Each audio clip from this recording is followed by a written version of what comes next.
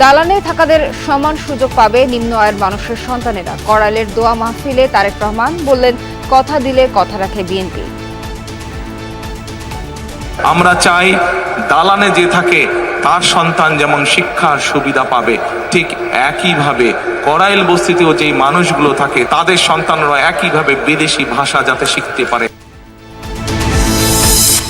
কূটনীতিক ও বিশিষ্টজনদের সঙ্গে জামায়াতের মতবিনিময় আমির বললেন, দেশকে লুটে পুটে হাড্ডিসার করেছে একটি দল, ক্ষমতায় গেলে উন্নত দেশ করবেন তারা।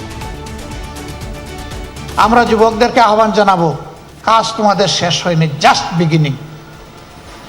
তোমরা একটা স্বৈরাচার এই দেশ থেকে তাড়িয়েছ, কিন্তু স্বৈর মানসিকতা এই দেশ থেকে এখনো যায়নি। মনোনয়ন প্রত্যাহারের শেষ দিনেও ৪৭ আসনের প্রার্থী ঘোষণা হয়নি। ১০ তলা নির্বাচনী ঐক্যের স্বাভাবিক রাজনৈতিক কর্মকাণ্ডে বাধাগ্রস্তের অভিযোগ জাতীয় পার্টির। জুলাই গণ অভ্যুত্থান স্মৃতি জাদুঘরের অগ্রগতি দেখলেন প্রধান উপদেষ্টা। ফ্যাসিস্ট আমলের নৃশংসতা সম্পর্কে জানতে সবাইকে পরিদর্শনের আহ্বান।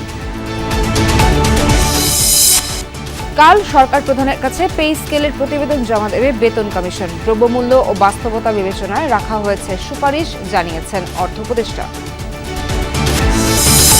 ভাড়াটিয়াদের মেইন গেট এবং ছাদের চাবি দিতে বাধ্য থাকবেন বাড়িওয়ালারা। ২ বছরের আগে বাড়ানো যাবে না ভাড়া, নির্দেশনা উত্তর সিটির।